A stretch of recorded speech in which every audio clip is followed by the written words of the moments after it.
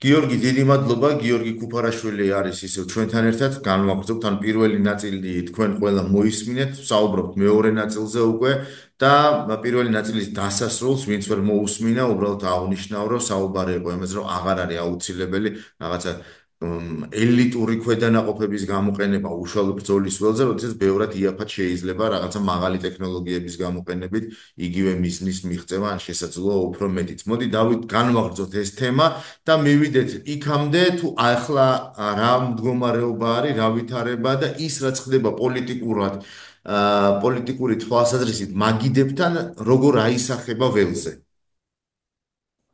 აისახება თუ არა საერთოდ. მოგესალმები ჩვენს მაყურებელს.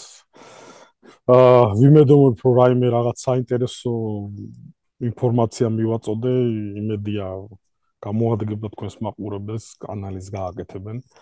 რაც შეეხება დღევანდელ სიტუაციას, აი პოლიტიკური ვითარებიდან, რაც ამჟამად არის, ფაქტურად ყველა მოლოდინში არის ერთ დაწყებული რიგითიდან დამთავრებული, რა ვიცი, ქვეყნის პოლიტიკურ მართლობამდე. იმიტომ რომ რაღაც გარკვეული ალბათ ნაბიჯები უნდა გადაიდგას, ხო? აქ დასავლეთიც თვითონ ევროპა ჩართულიანი ამ ტრამპის ესე რომ ვთქვათ, ცოტა გაუგებარმა აგრესიულმა ესე რომ ვთქვათ, წინასწარ ვერ განჭრეთ ამ მოქმედებამ გამოიწვია ერთი კარგი ის, რომ ევროპის კონსოლიდაცია მოახდინა, ევროპა გამოფხიზდა ასე თუ ისე და მეტად ჩაერთო ესე ვთქვათ ამ ვითარებაში. რა თქმა უნდა, ყველა მოლოდინში არის, ყველა საინტერესებს. ეხლა პირდაპირ ვიტყვი, რომ ვიცით რა, აი ხა წარმოიდგინეთ, თქვენ ხართ ჩვეულებრივი ჯარისკაცი, ხო? და ხვალ შეიძლება უკვე ხვალზე მოხდეს რაღაცა შეხვედრა, რომელიც გადაწყვეტს ამ ომის გაგრძელების პირობას ან შეწყვეტას, ხო? აი თქვა წარმოიდგინეთ, რომ აი უნდა წახვიდე შეტევაზე, იბრძოლო და ზეგ უკვე შეთანხმება მოხდება. და შეწყდეს, გაჩერდეს.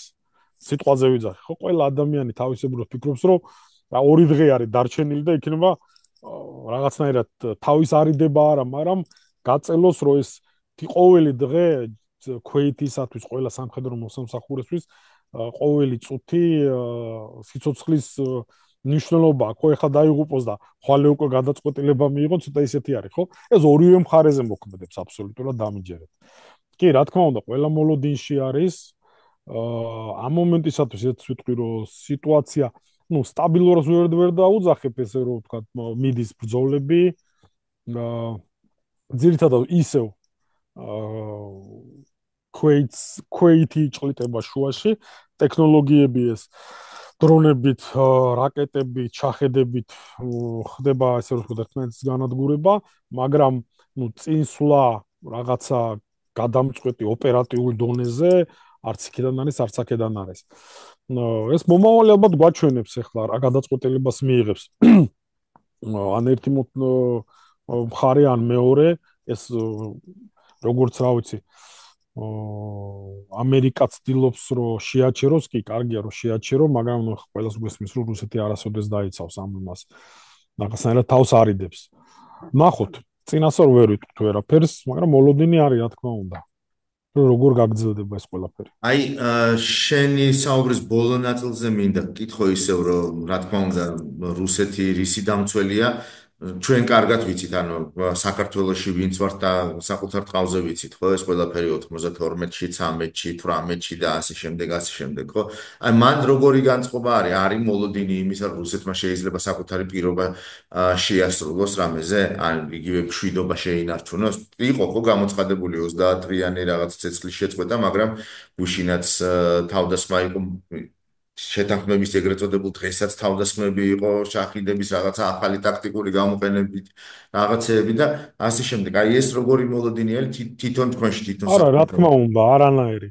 ეს უცრუ იმედები რო არის საკვნად, კიდევ ერთხელ, ну, სახელმწიფო ცდილობს ანახოს, რომ ჩვენ მზადავართ, გვინდა შეწყვეტა, გვინდა ომი, რა თქმა უნდა, ну, გიჟი არავინ არის, არავის არ უნდა ომი, ხალხი იღუპება, ხო, საუკეთესო შენი დემოგრაფიული ნაწილის ახალგაზრდობა იღუპება. რა თქმა უნდა, მაგრამ ну, ფაქტია, ხო, ეს დღეები არაფერი არ გაჩერებულა. არც ჰაერში, არც ხმელეთზე, არც ზღვაზე. ანუ იგივე ხდება ამ შახედების გამოფრენა, რაკეტებით დაბომბვა, არაფერი არ შესრულა ფაქტიურად. ეს რა თქმა უნდა რა არის, იცით, ახლა მოდი ესე შევხედოთ. თავის მხრივ შეერთებულ შტატებმა ესე რომ ვთქვათ, პირველი ნაბიჯი გადადგეს, შესთავაზეს, ასე თუ ისე ბჭყალებში ვიტყვი, ვითომ დათანხმდნენ, მაგრამ ნუ ვაი ამ დათანხმებას, მაგრამ თავისი თავი რო გაიმართლონ, სავარაუდოდ მე ესე უყურებ, რა, ჩვენ შეგთავაზეთ, შენ წიხლი კარი, ხო? შემდეგი ნაბიჯი უნდა იყოს წესით, მე ესე მოვიქცეოდი მაგალითად, რომ საერთო შტატებმა დასავლეთმა ჩვენ გავაკეთეთ, ჩვენ უარი თქვი. შემდეგი ნაბიჯი უნდა იყოს რაღაც ესეთი კონკრეტული, რომ დაანახოს, რომ აი შენ ესეთ ქცევაზე, ну, გარკვეული ზეწოლა უნდა მოხდეს. ხო, სამხედრო ზეწოლა, მაგალითად, რაღაცა პერიოდი მოამარაგოს უფრო უკრაინა შესაბამისი შეიარაღებით, რომ ისევ ზეწოლა მოახდინონ რუსეთზე, რომ დაიყოლიონ, ხო, საუბარზე, მოლაპარაკებაზე. ну, ხა რუსეთს არ აწყობს, არ აინტერესებს. არ მოდი სიტყვიძახის კი აუცილებლად, მაგრამ ნუ ფაქტია, ხო? ყოველ დღე იღუპება დღესაც გუშინაც, ნუ არაჩერებს შეტევებს. ნუ გიორგი, იმედია რა მინდა ადმინისტრაცია ნახავს ფრონტის ამისას. კეთი, ბოდიში რომ გაგაწყვეტინე, რა მინდა გკითხო. ჩვენ საუბრის პირველ ნაწილში შევეხეთ ამას, მაგრამ აი ახლა მინდა რომ უფრო გავშალოთ ეს თემა რა. ცეცხლის შეწყვეტა რას მისცემს რუსეთს ერთი მხრივ და რას მისცემს უკრაინას. მე არ ვსაუბრობ აქ რაღაცა პოლიტიკურ გარანტიებზე უკრაინისთვის და არ მინდა რომ რაღაც პოლიტიკურ სიღრმეებში შევიდეთ, იმიტომ რომ ვსაუბრობთ ისეთ თემაზე, ნუ რომელიც თვალყურს. სამწუხაროდ გიო მესმის რასაც იძახი, სამწუხაროდ ისევ პოლიტიკურ თემას ვეხებით ეს ფაქტურად. ნუ ისიც აი როგორ წარმოგიდგენ 30 დღე გაჩერდა, 30 დღის განმავლობაში, 30 დღის დრო არ არის რომ რაღაცა სიტყვაზე ვიძახი რაღაცა შეცვალოს, მაგრამ 30 დღის განმავლობაში შეიძლება ჯარების გადასროლა მოხდეს, კონსოლიდაცია მოხდეს, ტექნიკის მომარაგება, მიწოდება, ანუ საკომუნიკაციო გზების აღდგენა მოხდეს. ბევრი რამის სამხედრო თვალსაზრისით, ბევრი რამე, ну, რაღაცა გარკვეული წილად, რაღაც გაკეთება შესაძლებელია, ხო? წინასწარ წარმოიდგინე, ჩვენ თქვა შევწყვიტეთ 30 დღე და ვხედავთ, რომ რუსეთი აკეთებს გადასროლას თავში შეიარაღებისა და პირადი შემადგენლობის რაღაც გარკვეულ მიმართულებაზე. ჩვენ გვაქვს მონაცემები, ვხედავთ, რომ თუ 30 დღე როგორც დამთავრდება, ან გაგრძელდება ან არა, თუ გაგრძელდა, თქვა სიტყვაზე ვიძახი, კიდე 30 დღე, თქვა ხო, კარგი, სიტყვაზე ვიძახი, მაგრამ იმას შეუულია, რომ წამოიწყოს შეტევა. ანუ პრევენტიულ დარტყმას ვერ გააკეთეთ მაშინ, ხო? ამ 30 დღიან პერიოდში. ამიტომ ორივე მხარემ უნდა გააჩეროს, მაგრამ ეს მას არავინ არ იზავს. ფაქტობრივად მაინც მოხდება ჯარების კონსოლიდაცია, გადაჯგუფება, იქ შეიარაღების და საბრძოლო მასალის მომარაგება. ну, ძირითადად რაც აჩერებს, ეხლა თქვენ ხვდებით და ხედავთ, რომ ეს დღეებია, თქვა უკრაინაც საპასუხო დარტყმას აკეთებს, წერტილოვარ დარტყმებს კრიტიკულ და სტრატეგიულ ობიექტებზე, ხო? რო შეაჩეროს მათი მოქმედება. ხა ეს გააჩერო ის მოზიდავს ყველა რესურსს წინ და შემდეგ ის 30 დღის შემდეგ ხელახალი გადაჯგუფებული ძალებით წამოვა შეტევაზე. ну, ამიტომ უნდა იყოს რაღაცა ბერკეტი, ხო, იძახის ადამიანი, რომ აი 30 დღე წვიტავ, თანახმავა ვაკეთებ. არ დაიცვა 30 დღეს ან მე-15 დღეს. რას მოქმედებ, რა გარანტიებია, ხო? ეს ხომ მსხვერპლს გამოიწვევს, რა თქმა უნდა. როგორც სამხედროებში, ისევე სამოქალაქო პირებში.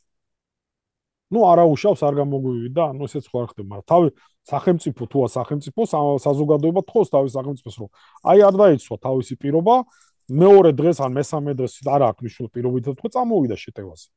რაღაც მიმართულებაზე. გარღვევა მოხდა. რა გარანტიებია ეს ხო არ ხდება რა. ანუ აქ უნდა იყოს რაღაც მყარი პირობები, მყარი გარანტიები, რომ ეს პერიოდი არ იქნება. ჩვენ, ну, ჩემი აზრით, არც ერთი და არც მეორე მხარე ну, სამხედრო თქვა სიტყვაზე ვიზახი გადაჯგუფება, რასაც რუსეთი ითხოვს, რომ წვრთნები შეაჩეროს, მობილიზაცია შეჩერდეს, გადაადგილება შეჩერდეს, ну, ცოტა რთულია, მაგრამ ის პირობა, რომ ჰაერში და საზღვაოზე მოხდეს, თქვა რაკეტების გაცვლა-გამოცვლა არ იყოს და შახიდების, ესე რომ თქვა გაგზავნა ობიექტებზე, ეს შესაძლებელია, ეს რეალურია. ერთ-ერთი პირობა იქნება, რომ აი რაღაც თანამშრომლობ, მაგრამ მე მაგის არ მჯერავს. დარწმუნებული ვარ იმაში, რომ რუსეთმა ეს 3 წელიწადი იმისთვის არ იომარო, თქვა რაღაც ტრამპის რაღაც განცხადებაზე ან ესე უნდა გაჩერდეს, ხო? უნდა აიძულო. რა სოფიან ძას რომ უთხრა იცი რა არ გააკეთო, ან ჯოხი უნდა დაარტყა, ან რაღაც უნდა შეაშინო, რომ არ მოვიდეს, არ გიკბინოს, ხო? ნუ ხა ეგრე არ ხდება. მათაც თავიანთი კიდე ინტერესები უნდა აქვს. დავსვა ასეთი კითხვა, გიორგი, მაისი ახლოვდება და 9 მაისი ვიცით, რომ ეხლა პუტინისთვის საკრალური თარიღია, უკვე მთელი მისი პროპაგანდა მუშაობს იმაზე, რომ აი 9 მაისს რაღაცა ფაშისტებს. რა არის, ასე ვთქვათ, მაისისთვის რუსეთის გეგმა მინიმუმი და გეგმა მაქსიმუმი? რაზე შეგვიძლია რომ ვისაუბროთ ამ შემთხვევაში? აა რა შეიძლება იყოს ეს? სიმართლე გითხრათ უკვე, ნუ ფაქტურად არ ამგონია რამე ისეთი იყოს. საკრალური კი არის, ისევ ჩაატარებს იმ 9 მაისის აღლუმს, ისევ ჩაივლიან, ნუ არაფერი არ შეიცვლება, მაგრამ სავარაუდოდ ჩემი აზრით უფრო შეეცდება კურსკის ოლქის მთლიან ესე რომ ვთქვათ განთავისუფლებას, მაგრამ რომც ვერ გაანთავისუფლოს და არ გაანთავისუფლოს, ნუ არანაირად არ იმოქმედებს ეს რუსეთზე, ხო? საზოგადოება არ არის ფაქტურად იქ. ნუ რას იზამენ, გამოვლენ და ეტყვია, რომ აი როგორი ცუდი ხარ, შენ ეს ვერ გააკეთე? ანთიც დაუქნები პუტინს შიგნიდან თუ რა საზოგადოება არ არის, ოპოზიცია არ არის, რომ მოთხოვონ პასუხს. ნუ არაფერი არ შეიცვლება. 9 მაისი ჩემს აზრს არ შეცვლის. ეს კი მისთვის სიმბოლური არის, მაგრამ ნუ არაფერი არ შეიცვლება ისეთი. შეიძლება რა თქვა მოლაპარაკებებზე რაღაცაზე წავიდეს, მაგრამ ნუ არ შეცვლის. საერთო სურათზე არაფერი არ შეიცვლება ისეთი. ეს ნუ რო თქვა რაღაცა სტრატეგიული რო შეიცვალოს, რო თქვა რომ აი ამხელა ის მოხდა, არ ამგონია. შესაძლებელი ყველაფერია, მაგრამ ნუ არ ამგონია მე. რო 9 მაისისთვის რაიმე ისეთ სასწაული მოხდეს. გიორგი, ომის დაწყების 3 წლის თავზე, ასე ვთქვათ, როგორ ატყობ შენ არის თუ არა სახეზე მაგალითად ჯარების გადაღლა? შეიძლება თუ არა აი ამ თემაზე ვისაუბროთ. ჯარების გადაღლას გადაღლას ვამბობ. ანუ 3 წელი არ არის ხო პატარა და 3 წლის განმავლობაში ამხელა მასშტაბის ომი ევროპაში მეორე მსოფლიო ომის შემდეგ არ ყოფილა და ხედავთ რომ რაღაცების კი გადაწყობა ხდება, მაგრამ აი როგორც მეთაური რა რომელიც აი უშუალოდ ველზე უყურებს ამ 3 წლის განმავლობაში ყველაფერს როგორ ატყობ შენ? გადაღლას გამოფიტვას ძალებს გიო რა თქმა უნდა, აბსოლუტურად. რუსეთს არ გააჩნია უკრაინას ისეთი რაღაცა დიდი სასწაული რესურსი, როგორც ადამიანის რესურსზე გულისხმობ, როგორც რუსეთს, ხო? მობილიზაცია, მოხდებით ხო მობილიზაცია, მოხდეს ჩანაცვლება ქვედანაყოფების, აქ ალბათ იცით რომ კანონი უნდა მიიღონ, რომ ვიცი რაღაც გარკვეული პერიოდი იბრძოლა, იმათი გამონთავისუფლება მოხდეს. კი, ჯარები გადაღლილია, ხალხი გადაღლილია, ეს 2-4-4-ია, წარმოვიდგინეთ ეს ფსიქოლოგიურად ძალიან ძიმედ მოქმედებს, ფიზიკური გადატვირთულობა, გამოფიტვა ადამიანების ბევრ სურს რომ გამოვიდეს ბრძოლის ველიდან, მაგრამ არის რაღაც მორალური საქართველოს იგივე იყო, არის მორალური რაღაც ასპექტები, რის გამოც შენ ვერ დატოვებ, რომც გეკუთვნოდეს, აი გეუბნებია რომ თო შენ იბრძოლე, თავისუფალი ხარ, თქვა შემდეგი 1 წელიწადი. შენ მორალურად ვერ მიცემ შენ თავს მაგუფლებას, რომ შენი პირადი შემადგენლობა დატოვო და წახვიდე. და ეს ხალხი, ნუ რა თქმა უნდა, ძალიან მძიმეა. კი, ხდება ჯარების შეცვლა, გამოყვანა, გადახალისება, აღდგენა ძალების, მაგრამ ნუ საერთოდ მოცემულობაში ომი ეს პირველი ის არის, რომ ხდება ადამიანის გამოფიტვა მაქსიმალურად ყველა ასპექტში. პირველი ფსიქოლოგიურ, მორალურ და ფიზიკურ ასპექტში. რა თქმა უნდა, ყველა დაღლილი ეს არა მარტო უძილო ღამეები, ეს ნერვები, ეს 1000 რაღაცაა. ეს პირადად არა მარტო სამხედროებზე, ეს თვითონ სახელმწიფოზე მოქმედებს. ხალხზე მოქმედებს და საზოგადოებაზე მოქმედებს ეს. ევროპა მოდი თქვათ უკრაინის ხარჯზე შვიდად ძინავს ჯერ. ნახოთ მომავალზე რა იქნება. თუმცა მანდაც ისო პოლიტიკური ასპექტი არის, კაცმა არის ახლაც მიმდინარეობს ანაქტიური მოლაპარაკებები და სამიტები თავდაცვის ბიუჯეტის გაზრდაზე და ნუ ვიცი რა მაინტერესებს, რამდენად ინტერესდებიან, ასე ვთქვათ, თუ იცი შენ ამის შესახებ ცხადია, აი იმ გამოცდილებით, რომელიც გროვდება უკრაინაში. თუ გაქვს, რა კი, თქმა უნდა, რა ამის თქმა შესახებ უნდა, მაქვს ინფორმაცია და ინფორმაცია თუ შეიძლება რომ პირადად. გაგვიზიარო, ხო? აი ეს დაინტერესება თუ არის რა, ამისი რომ რაღაცეები უდიდეს. ისწავლონ. აი მოკლედ ვიტყვი გიო, რომ ფაქტურად ესეთი გამოცდილება დღესდღეობით ორადორი სახელმწიფო კიდევ დღეს არის უკრაინა, ეს არის რუსეთი. რომელმაც უდიდესი ნახტომი გააკეთა სამხედრო ხელოვნებაში, ომის წარმოებაში. ესეთი გამოცდილება ფაქტურად არავის არ გააჩნია მეორე მსოფლიო ომის შემდგომ და კი დასავლეთი მაქსიმალურად ცდილობს რომ უკრაინული მხარედან და არა მარტო უკრაინული ალბათ თავიანთი წყაროების გააჩნიათ მიიღონ ეს ანალიზი. იმიტომ რომ არის რაღაც გარკვეული პირობები, სადაც ვიტყოდი რომ დიდ ასპექტში უკრაინული მხარე წინ არის გამოცდილების მხრივ. და მუშაობენ ჯგუფები, ვისაც ცდილობენ არის როგორც სახელმწიფო, ისევე კერძო დაინტერესებაც არის ამ გამოცდილების მიღებაში. მაგალითს მოვიტან, არ შევეხები სამხედრო მხარეს, მაგალითად სამედიცინო გამოცდილებაში. ალბათ ჩვენ მაყურებლებიდან ბევრი სამხედრო იქნება, ვის დაინტერესებული ამით, პარამედიკები, სამხედრო მედიკები. იყო ეგრეთ წოდებული პროტოკოლი, ხო, TCC, მარჩი და ასე შემდეგ, რომელიც ამ პროტოკოლის მიხედვით ხალხი მუშაობდა, სამხედროები, ასევე სამოქალაქოებიც. ბევრი რამ შეიცვალა. ძალიან ბევრი რამ შეიცვალა და ეხლა ცდილობენ აი რა მოიტანა ახალი ამ გამოცდილებამ, რომ აითვისონ და შემდეგ მოხდეს ამ პროტოკოლების გადაწერა. ვინც პირველი გააკეთებს, რა თქმა უნდა, ის იქნება ესე რომ თქო ლიდერი კი ხო და ძალიან დიდი დაინტერესებაა ეს არა მარტო სამედიცინოში ბევრ სხვა მიმართულებაში აი ფსიქოლოგიაზეც მინდა კითხო რა, რახან სამედიცინო შეეხება ფსიქოლოგიაზეც მინდა კითხო, რომ ზუსტად იმ კითხვის გაგრძელებაა დაღლილობას რო ეხებოდა. აი სამხედრო ფსიქოლოგიის მიმართ მე ვიცი რომ არიან სამხედრო ფსიქოლოგები რაღაც ქვედანაყოფებში, თუმცა არ ვარ დარწმუნებული რომ ყველაში, მაგრამ თუ მიდის აი ამ 21 საუკუნის ომის ფსიქოლოგიის შესწავლა, ანუ მეომრის ფსიქოლოგიის, იმ კი ანგარში 1000 რაღაცა მოდის მის თავს, ხო? 1000 რამ ტრიალებს. კი ეს ერთ-ერთი ყველაზე დიდი ფაქტორია ყველაზე დიდად მიმართული ბოდიში ყველაზე დიდად მიმართული არიან სამხედრო ფსიქოლოგები, ანუ ისედაც არის ყოველ მეთაურს ფაქტურად ასეულიდან ზემოთ არ ყავს მოადგილე და ყავს სექციები, განყოფილებები და ასე შემდეგ. ეს არის ფსიქოლოგიური უზრუნველყოფისა და მხარდაჭერის ჯგუფები. არიან სამხედრო ფსიქოლოგები. ფაქტურად აი ყოველ დღე მაქვს ამასთან შეხება, იმიტომ რომ ყველა სჭირდება. მიუხედავად იმისა, რომ არის კადრის ოფიცერი, ჩემი გამოცდილებიდანაც შემელია ვთქვა, რომ მიუხედავად იმისა, რომ მთელი ცხოვრება მიუძღვენი სამხედრო საქმეს და ამისათვის შენ ემზადები, ყოველდღიურად, ყოველწლიურად ეს წლები მიდის, რომ ერთ ჩვენიერ დღეს მოგვიწევს ბრძოლა და შენ ემზადები ამისათვის. ისეთ ხალხს, რომელიც არის კადრი, სამხედრო კადრის ოფიცრები, სერჟანტები, იმათთვისაც კი ეს ძალიან იმდენად რთულია, რომ ეს არის PTSD, ეგრეთ წოდებული ფსიქოლოგიური ტრამვები ძალიან ბევრი.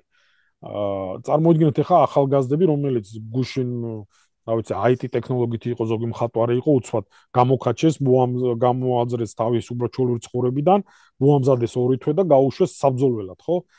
ძალიან დიდი ფსიქოლოგიური ტრამვები აქვს, ყველა მიუხედავად ნებისმიერი ასაკისა, ეს მოქმედებს.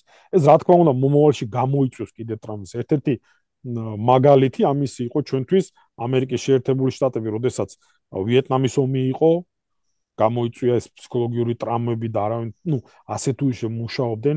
ავღანეთში, აი ყოფილი ავღანელები დიდი პატივისცემა მინდა გამოხატო იმ ავღანელთა კავშირის მიმართ, რომ ფაქტურად ჩემთვის ესენი მისაბაძი ხალხი იყო საქართველოს ავღანელთა კავშირი, უდიდესი მებრძოლები და სამაგალითო ხალხი. ფაქტურად მაგათი ფსიქოლოგიური მხარდაჭერა როგორ მოხდა ავღანეთიდან დაბრუნდა და არანაირი მხარდაჭერა მათ არ ქონდათ, ხო? და თქვენ გახსოვთ, რომ აი ავღანელი როდალევს გიჟია, ან სვავს, იმიტომ რომ სახელმწიფოს მხრიდან არ იყო მისი მხარდაჭერა. ეს ახდენს ზეგავლენას, რა თქმა უნდა. ამერიკაში თქვა არის ესეთი წესი 22 წომბჯენის გაკეთება, იმიტომ რომ თუ სწორედ მახსოვს და არ მეშლება, ფაქტურად ყოველ 22 დღეში ერთი ყოფილი სამხედრო თავს იკლავს. აი ამ ფსიქოლოგიური ტრამვების გამო, რომელიც ავღანეთ ერაყში მიიღო. წარმოვიდგინეთ, ავღანეთ ერაყის ინტენსივობა შედარება უკრაინასთან წარმოუდგენელი. არ ეს დარდება. წარმოუდგენელი არ დარდება, იმდენად მიზერულია, ხო? თავისი აი ამ საშინელებებით აქ. ამიტომ ეს იმოქმედებს მე მომავალში საზოგადოებაზე, ოჯახების გრევაზე, ანუ აქ ფსიქოლოგია უნდა იმუშაოს. დღეს არიან სამხედრო ფსიქოლოგები, რომლებიც მუშაობენ, მაქსიმალურად ცდილობენ, მაგრამ იმდენად დიდია, რომ ვერ მოერევი ამას უცბად. აქ სახელმწიფო მხარდაჭერაა საჭირო.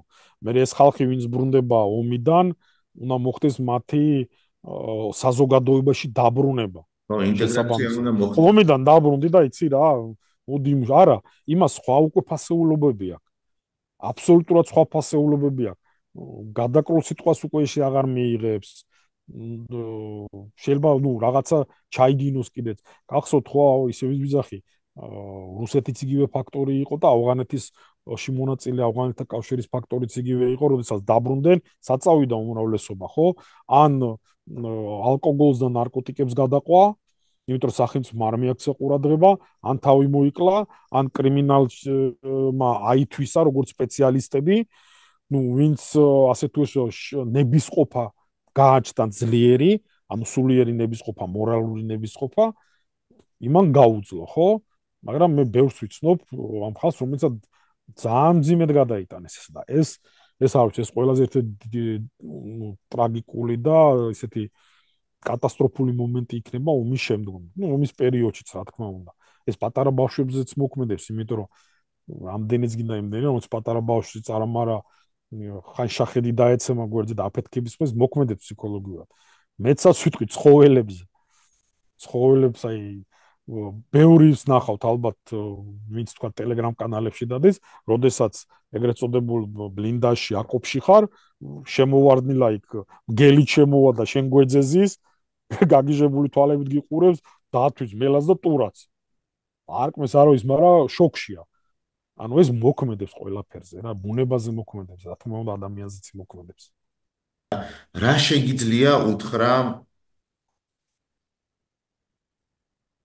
შენ თანამოქალაქეებს? მოდი და ერთს ვიტყვი, რომ ეს პირველი მე არა ვარ, ჩემს გარდა მილიონი ადამიანმა სიტყვაზე ვიზახ, ჩემამდე ათასობით ადრე მიიღო ეს გამოცდილება და ყველაზე კარგი რაც დღემდე მოსულა, გინდა მშვიდობა ემზადე ომისთვის.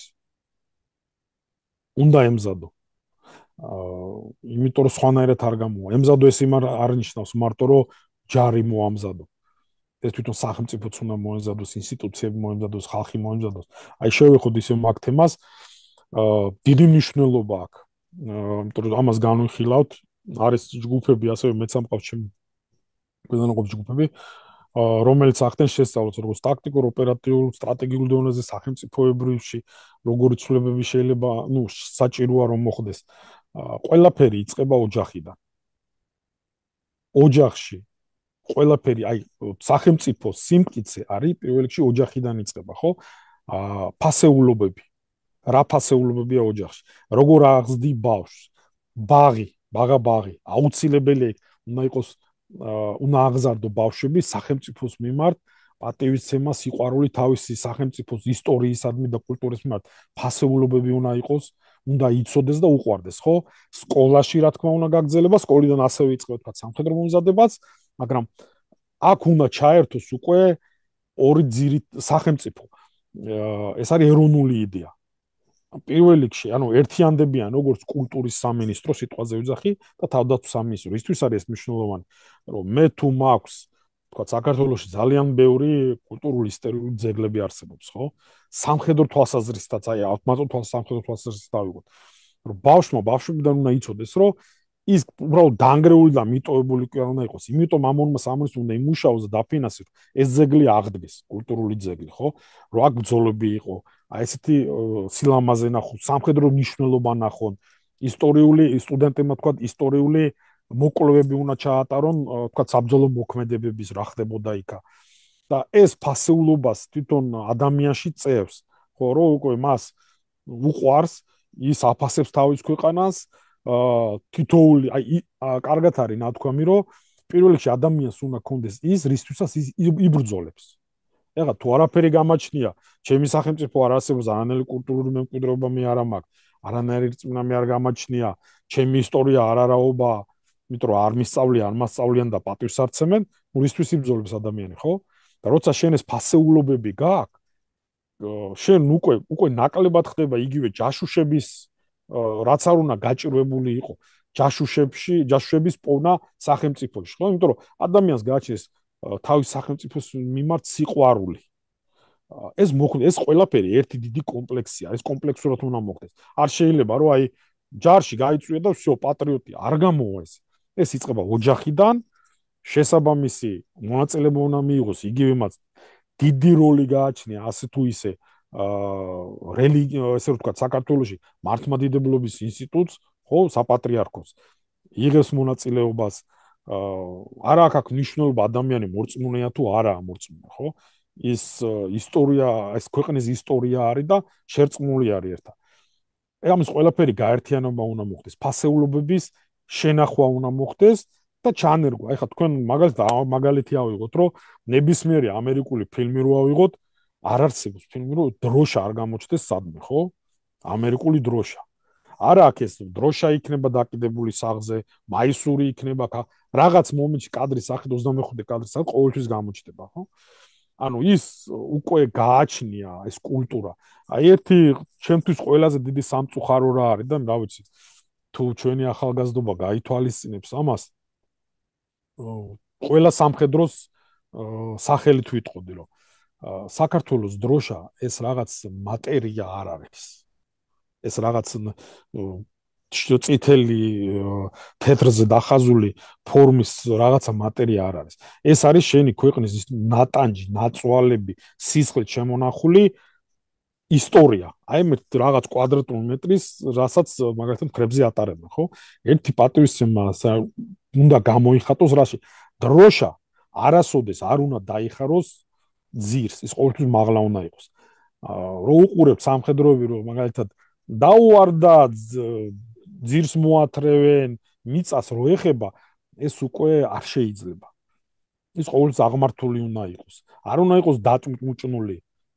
ხო, ეს შენი ქვეყნის დროშა, შენი სახია, რისთვისაც იბრძოდა, რისთვისაც მე, ჩემი მეგობრები, თქვენი ახლობლები იბრძოდნენ და იგუპებიან, ხო, ეწირებიან ზუსტად მაგ იმიტომ ჩვენი სიმბოლოა.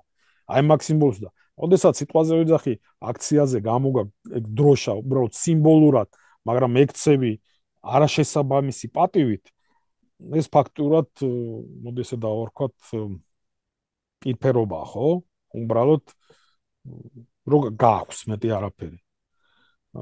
არ შეიძლება. აი ეგ არის უკვე რომ უნდა შენში იყოს შეგრძნება რომ ის დროშა რომელიც მე გამაჩნია ძირს არ დავაგდებ გაუთავებული იქნა არ იქნება ეს ქაღალდივი დაჭმუჭნული ეს პატივისცემა ღირებულებები პირველ რიგში ღირებულებები რისთვის ვიბრძვი რატომ ვიცავ ჩემს სამშობლოს ეს უნდა იყოს მკაფიოდ ხო რა თქმა უნდა აქედან იწყება შემდეგ ჩვენ ცოტა დრო დაგვჭა და მინდა რომ რაღაცა ესე აი როგორც შეჯამებას ავიდეთ კიდე რა უნდა გავითვალისწინოთ იმიტომ რომ ეს მგელი ომის სახით სად ჩამოდგება და როდის ჩამოდგება არ იცის ხო ანუ ამიტომაც გეკითხები შენ კიდევ კითხები ვძახი აი ამ ისო მაგალითებით მინდა მოვიყო ხო ამერიკის შეერთებული შტატები რატო არის გადასახედები ამხელა დიდი საშინელი გადასახადებია ხო ძალიან მაღალი გადასახადები მაგრამ იმისათვის არის კი არ ვიზახლი ჩვენთან ნაცვლად იმისათვის რომ ის ჯარი, რომელიც ჯარისკაცი გაიხო ძლიერი ეკონომიკა გააჩნია, ძლიერი ჯარი, რატო ეძლევა ის ტექნოლოგიებში დებს, განვითარებაში დებს, რომ მომავალში,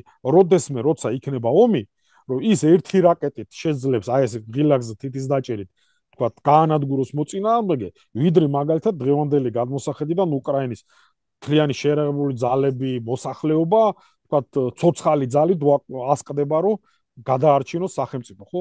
უნდა ჩაიდოს განვითარებაში. სახელმწიფოს აუცილებლად ჭირდება ესე რომ ვთქვათ, განათლებაში უნდა ჩაიდოს ყველაზე დიდი ინვესტიცია. ერთი პრობლემა განათლებას, რომ დღეს არ მოგიტანს ესე რომ ვთქვათ, შორს ჩადებული ინვესტიცია, მაგრამ შეჩადე შენ ახალგაზრდობაში, განათლებაში თანხა მოიკელე სახელმწიფო, მაგრამ 5-10 წლის შემდეგ ის სახელმწიფოს მოუტანს იმ შედეგს, რაც საჭიროა. ანუ განათლებაში უნდა ჩაიდოს უდიდესი ყურადღება, ფინანსები შემდეგ. ეს წამოწევს სახელმწიფოს. значит, უკაცრავად ბოდიში მოვიხდი. ანუ პირველ რიგში ფასეულობები, ეკონომიური სიძლიერე გამოიწვევს, რა თქმა უნდა, ჩადებას, განვითარებას ამ სხვადასხვა ინვესტირებებში, როგორც შერაღებულ ძალებში, სხვადასხვა ინსტიტუტებში, სამრეწველო ტექნოლოგიებში, მაგრამ სამხედრო მრეწველობაში უნდა ჩაიდოს. აი ხა დღე გეტყვით მაგალითისათვის, უკრაინამ უკვე დიდი ნახტომი გააკეთა შემდეგ მიმართულებაზე. ომი რო დამთავრდება, იმდენი რაღაცა გამოიგონეს და მრეწველობაში შედის, რომ შემდგომ ეს სამოქალაქო ბაზარზეც გავა.